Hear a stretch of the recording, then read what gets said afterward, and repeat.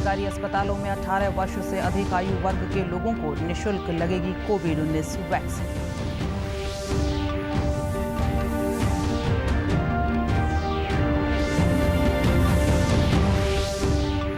केंद्र सरकार ने ऑक्सीजन और ऑक्सीजन से संबंधित उपकरणों के साथ कोविड वैक्सीन की आयात पर सीमा शुल्क से 3 महीने के लिए दी छूट।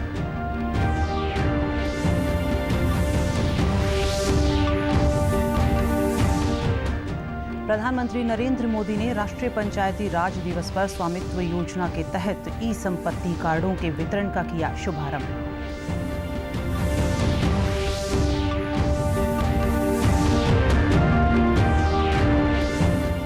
और प्रदेश में 64 लाख मीट्रिक टन गेहूं की खरीद।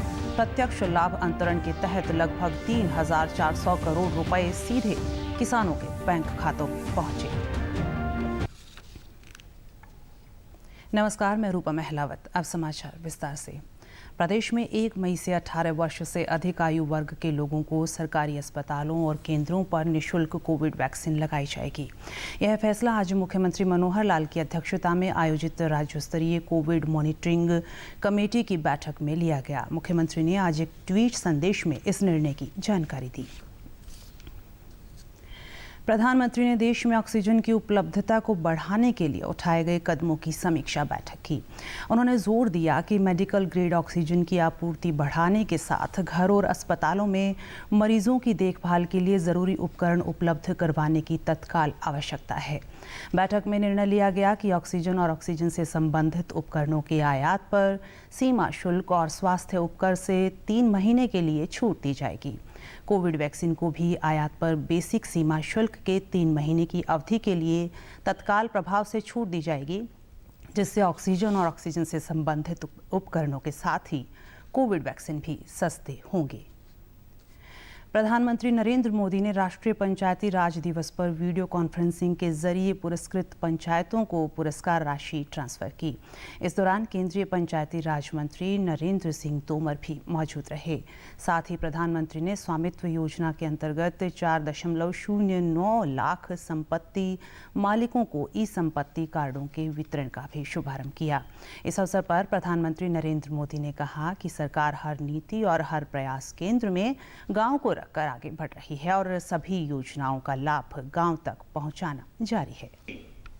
और हर प्रयास के केंद्र में गांवों को रखकर आगे बढ़ रहा है। हमारा प्रयास है कि आधुनिक भारत के गांव समर्थ हो, आत्मनिर्भर हो। इसके लिए पंचायतों की भूमिका को बढ़ाया जा रहा है। पंचायतों को नए अधिकार दिए जा रहे हैं। पंचायतों को डिजिटल बनाने के लिए हर गांव को फाइबर नेट से जोड़ने का काम भी तेजी से चल रहा है। आज हर घर को शुद्ध जल देने के लिए चल रही जल जीवन मिशन जैसी बड़ी योजना की जिम्मेदारी पंचायतों को सौंपी गई है। प्रधानमंत्री ने पंचायतों से इस साल भी कोरोना संक्रमण को गांवों तक नहीं पहुंचने की चुनौती को दोहराया और साथ ही कोरोना टीकाकरण कार्यक्रम में अपना योगदान देने को भी कहा। हमें सारी सावधानियों का पालन भी करना है और ये भी सुनिश्चित करना है कि गांव के हर एक व्यक्ति को वैक्सीन की दोनों डोज भी लगें।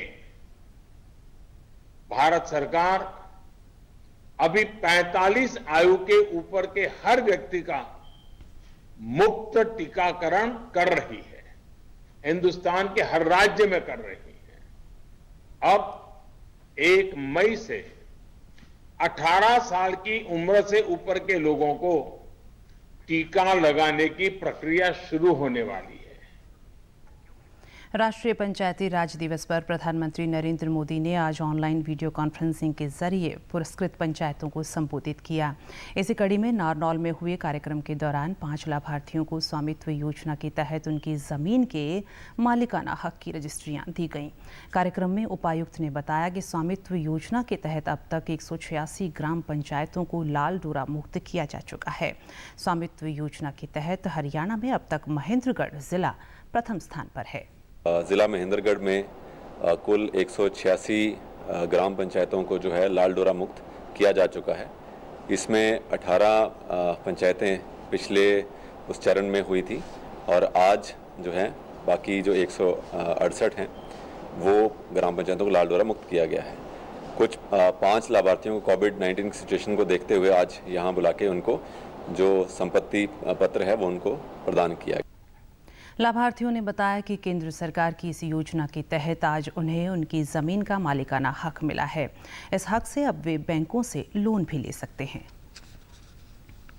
ये आज मेरे को स्वामित्व योजना के तहत मेरा मालिकाना हक मिल गया है, जिससे हम बहुत खुश हैं। इससे फायदा ये है कि हमारी जमीन है जो हम स्वयं मालिक है और इसको कोई हड़प नहीं सकता, इससे हम लोन वगैरह भी ले सकते हैं। और मेरे को ये जमीन हक मिल गया है। मैं इसे प्रधानमंत्री नरेंद्र मोदी का बहुत दिल से धन्यवाद करना चाहता हूँ और ये इससे मेरे को ये फायदा होगा कि मेरी जमीन कोई हड़प नहीं सकता और इसका मैं खुद मालिक बन गया हूँ और इससे मेरे को अगर जरूरत पड़े तो मैं लोन ले सकता हूँ।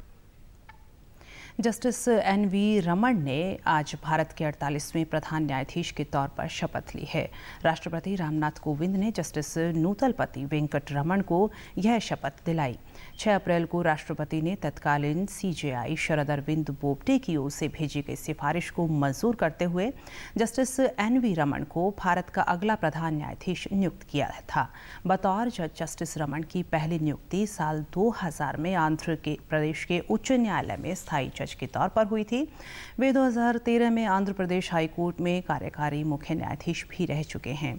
इसके अलावा 2013 में दिल्ली हाई कोर्ट के मुख्य न्यायाधीश नियुक्त किए गए थे। फरवरी 2014 में उन्हें सुप्रीम कोर्ट में जज नियुक्त किया गया।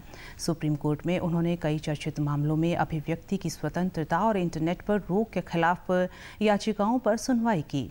जस्टिस रमन लगभग 16 महीने CJI के पद पर रहेंगे और 26 अगस्त 2022 को उनका कार्यकाल पूरा होगा। प्रदेश में रबी फसल की खरीद पर प्रत्यक्ष लाभ अंतरण से सीधे किसानों के खातों में पैसा डाला जा रहा है। इससे किसान काफ़ी खुश हैं और अब उनको अपनी फसल की राशि लेने के लिए मंडी के चक्कर नहीं काटने पड़ते। भारतीय खाद्य निगम के क्षेत्रीय कार्यालय के महाप्रबंधक ओम प्रकाश ने बताया कि अभी तक FCI ने हरियाणा राज्य में 64 लाख मीट्रिक टन की गेहूं की खरीद कर ली है। इससे 5,60,000 किसानों को लाभ प्राप्त हुआ है। पहली बार सीधे किसानों के खाते में DBT स्कीम के तहत भुगतान राशि हस्तांतरित की जा रही है। अभी तक लगभग 3,400 करोड़ रुपए किसानों के खातों में हस्तांतरित किए गए हैं। अभी तक हम 64 लाख मीट्रिक टन वीट की खरीद हो चुकी है हरियाणा राज्य में और लगभग 5,60,000 किसानों को इससे लाभ हुआ है। किसानों के खाते में सीधे MSP हस्तांतरित किया जा रहा है डायरेक्ट बेनिफिट ट्रांसफर स्कीम के तहत और अभी तक लगभग 3,400 करोड़ रुपए उनको मिल चुके हैं। किसानों ने बताया कि पहली बार सीधे उनके खाते में सारी राशि आई है। सरकार द्वारा राशि प्रत्यक्ष तौर पर देने की सुविधा सराहनीय है। मंडियों में फसल बेचने में भी उन्हें कोई परेशानी नहीं आई। अपनी गेहूं काटी और पंचकुला मंडी में लेकर आया। तकरीबन मेरी गेहूं है 35-36 क्विंटल की, जिसकी मेरी डायरेक्ट पेमेंट मेरे खाते में चली गई है। इसका सरकार ने जो बेनिफिट दिया इसको मेरे को बहुत ज़्यादा फ़ायदा है क्योंकि ये डायरेक्ट मेरे खाते में जा रही है। मैंने अपनी 50 क्विंटल गेहूँ बेची थी जो कि मेरे खाते में पेमेंट आ चुकी है डायरेक्ट। सरकार का इसके लिए मैं आभार व्यक्त करता हूँ। पहले हमारे खाते में कभी ऐसी पेमेंट आई नहीं। अभी हमें किसी के पास जाने की ज़रूरत नहीं पड़ेगी। सरकार ने हमारे खातों में डायरेक्ट पेमेंट डाल के बहुत बढ़िया किया है।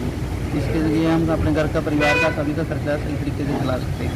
मैं एक ट्राली गेहूँ की लिया 31 क्विंटल की, मेरा जो 57,000 ऑनलाइन खाते में पैसे कट गए हैं तो मेरा गेट पास भी ऑनलाइन कट गए। मैंने 30 क्विंटल गेहूँ बेची है, इसके लिए 58,000 रुपये मिले। पहले ही कैश मिलता था, अब खाते में आ जाते हैं। जैसे कि मैं यहाँ पर 40 क्विंटल गेहूँ लेके आया था और उसकी राशि लगभग 80,000 मेरे अकाउंट में डायरेक्ट डल की है। पहले क्या होता था कि पहले कैश लेने यहाँ आना पड़ता था, अब डायरेक्ट ही 72 घंटे के अंदर मेरी राशि आ गई है। अब मेरे को कोई कैश की किल्लत नहीं है। कुरुक्षेत्र जिले के किसानों ने फसल बिक्री के बाद 72 घंटे के अंदर भुगतान सीधे बैंक खाते में आने पर प्रदेश सरकार का आभार जताया है। किसानों ने कहा कि उनकी फसल का पैसा सीधे उनके खाते में भेजे जाने से किसी भी तरह की गड़बड़ी की आशंका खत्म हो गई है। थानेसर और बारना मंडी में किसानों ने बताया कि भुगतान जल्द मिलने से उन्हें आड़तियों के चक्कर नहीं काटने पड़ते और वे अपनी ज़रूरतें आसानी से पूरी कर पा रहे हैं। गेहूं की फसल अब की बार बारना मंडी परचेजिंग सेंटर में बेची थी और जिसका भुगतान 3 दिन के अंदर मेरे खाते में आ गया है। और जो ये सरकार ने किसानों के लिए बहुत ही सराहनीय काम किया है। ये पॉलिसी पहले कभी नहीं लागू हुई थी। सिर्फ बीजेपी सरकार ने ये किसानों के पक्ष में लागू की है। इसके लिए हम सभी किसान बीजेपी सरकार का धन्यवाद तहे दिल से करते हैं। बहुत ही सकारात्मक रिजल्ट आ रहे हैं इसके। किसान बहुत ही खुश है और खुश होना भी चाहिए कि हमारी पेमेंट हमारे खाते में आए। इससे बढ़िया विकल्प क्या हो सकता है। हम अपनी दाढ़ी दूसरे को हाथ में दें, हमारा पैसा दूसरे के खाते में जाए, फिर हमारे में आए। हमारा पैसा हमारे खाते में आएगा तो उससे हम अपने हिसाब से पैसे की मैनेजमेंट कर सकते हैं। किसी की पेमेंट हमने पहले करनी, किसी की बाद में करनी, जो भी उचित समझे हम अपने पैसे का उपयोग कर सकते हैं। ये बहुत ही अच्छा विकल्प दिया गवर्नमेंट ने, इसके लिए हम सरकार के आभारी हैं। डीडी न्यूज़ हरियाणा पर देश और प्रदेश से जुड़ी खबरों को विस्तार से जानने के लिए आप हमारे साथ फेसबुक, ट्विटर और यूट्यूब के माध्यम से भी जुड़ सकते हैं। हमसे जुड़ने के लिए आप हमारे सोशल मीडिया हैंडल को भी फॉलो कर सकते हैं। अब आप अपने मोबाइल फ़ोन से QR कोड स्कैन कर हमारे यूट्यूब चैनल पर सीधे पहुंच सकते हैं। करनाल की एक सामाजिक संस्था ने कोरोना के गंभीर मरीजों की जान बचाने के लिए प्लाज्मा डोनेशन ग्रुप की शुरुआत की है। इस ग्रुप से काफ़ी संख्या में प्लाज्मा डोनर जुड़ रहे हैं। कल्पना चावला मेडिकल कॉलेज के प्लाज्मा बैंक के प्रभारी डॉक्टर सचिन गर्ग ने बताया कि जिन लोगों को कोविड ठीक हुए 28 दिन हो जाते हैं, उन लोगों के कुछ एंटीबॉडी टेस्ट करने के बाद उनका प्लाज्मा लिया जाता है ताकि मरीज़ के अंदर जाकर वो अच्छे तरीके से काम कर सके और मरीज़ को फ़ायदा मिल सके।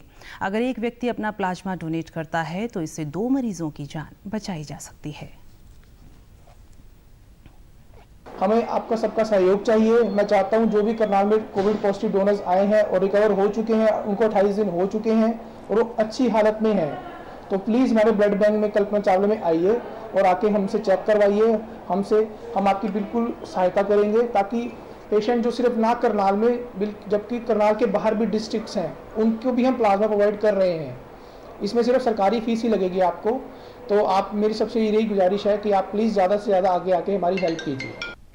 सामाजिक संस्था से जुड़े सदस्य ने बताया कि संस्था की ओर से ऐसे लोगों का प्लाज्मा डॉक्टरों की मदद से लेकर उन मरीजों तक पहुंचाकर उनकी जान बचाई जा सकती है। पिछले 15 दिनों में सबसे ज़्यादा प्लाज्मा डोनर की मांग दिल्ली से आ रही है। कि जो भी साथी 2-3 महीने पहले कोरोना से संक्रमित होने के बाद ठीक हो चुके हैं, वो हमारे को अपनी सूचना दे दें तो अब हम उसको प्लाज्मा में हेल्प कर सकें। तकरीबन जो सितंबर से जब फर्स्ट फेज़ के लोगों को प्लाज्मा की जरूरत पड़ी थी और अब सेकंड फेज़ आया, तकरीबन 70 से 80 लोगों को प्लाज्मा जा चुका है। हम लोग अपने जितने भी कोविड पॉजिटिव जो लोग हैं, उन लोगों को जो अब नेगेटिव हो चुके हैं, उन लोगों को आगे लेके आ रहे हैं। उनसे प्लाज्मा डोनेशन करवा के जो यहाँ से एक फॉर्म दिया जाता है, उस फॉर्म को उस डॉक्टर से फिलअप करवा के दिल्ली से उनको यहाँ पे बुलाया जाता है, उनका सैंपल्स लेके, और यहाँ पे कल्पना चावला में सरकारी रेट पे प्लाज्मा का दिया जा रहा है उनको। वैसे भी निरंतर रक्तदान में भी सेवा करता रहता हूँ। आज तक मैं 26 बार ब्लड और प्लेटलेट्स डोनेट कर चुका हूँ। आज प्लाज्मा डोनेशन के लिए आया हूँ और यहीं पे भाई की कॉल आई थी तो कि यही है कि हमारी वजह से किसी की कोई जान बच सके, तो हम उस सेवा में हर टाइम तैयार रहते हैं। जनसंपर्क व भाषा विभाग के महानिदेशक डॉक्टर अमित अग्रवाल ने कहा है कि कोरोना महामारी के संकट काल में सूचना एवं जनसंपर्क अधिकारियों को मीडिया के माध्यम से राज्य के लोगों को सटीक एवं तथ्यपरक सूचना देकर उनमें सकारात्मक सोच विकसित करनी चाहिए। अधिकारी प्रदेश सरकार द्वारा कोरोना से पीड़ित लोगों की सहायता के लिए उठाए गए कदमों की जानकारी देकर भ्रामक खबरों को फैलने से रोकने के प्रयास करें। डॉक्टर अग्रवाल ने चंडीगढ़ से वीडियो कॉन्फ्रेंसिंग के माध्यम से प्रदेश के सभी जिलों क्षेत्रों के सूचना एवं जनसंपर्क अधिकारियों को संबोधित करते हुए कहा कि जो लोग कोरोना से ठीक हो रहे हैं उनकी सकारात्मक खबरें भी जनता तक अवश्य पहुंचाएं ताकि पीड़ित लोगों में इस महामारी से लड़ने का हौसला व जज्बा बना रहे और वे जल्दी स्वस्थ हो सकें। और अंत में इस बुलेटिन के मुख्य समाचार एक बार फिर। प्रदेश के सभी सरकारी अस्पतालों में 18 वर्ष से अधिक आयु वर्ग के लोगों को निःशुल्क लगेगी कोविड-19 वैक्सीन।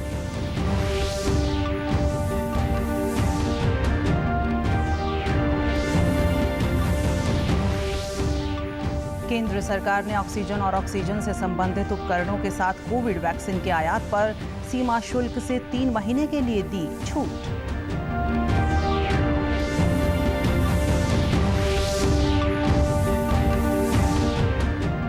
प्रधानमंत्री नरेंद्र मोदी ने राष्ट्रीय पंचायती राज दिवस पर स्वामित्व योजना के तहत ई संपत्ति कार्डों के वितरण का किया शुभारंभ।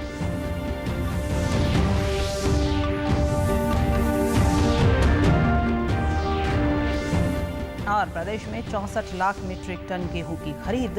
प्रत्यक्ष लाभ अंतरण के तहत लगभग 3,400 करोड़ रुपए सीधे किसानों के बैंक खातों में पहुंचे। सभी दर्शकों से अपील है कि कोरोना संबंधी सुरक्षा के सभी उपायों का पालन करें और 45 वर्ष से अधिक आयु के सभी लोग बेहिचक टीका लगवाएं। आप भी हमारे साथ सुरक्षा और बचाव के 3 आसान एहतियाती उपायों का संकल्प लें। 2 गज की दूरी बनाए रखें, हाथ बार-बार धोएं और मास्क हमेशा पहनें। नमस्कार।